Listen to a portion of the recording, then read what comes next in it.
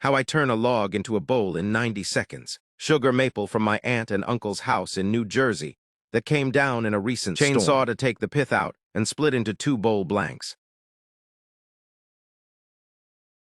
Bandsaw to cut a rough circle.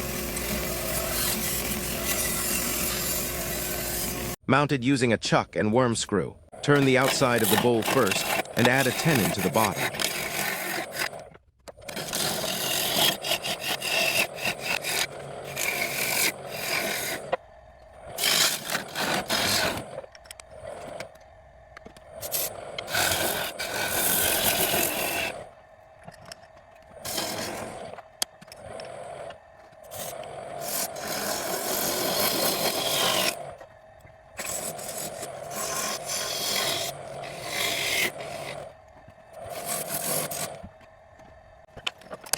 Flip the bowl around to hollow out. The wall thickness is set to 10% of the diameter for drying.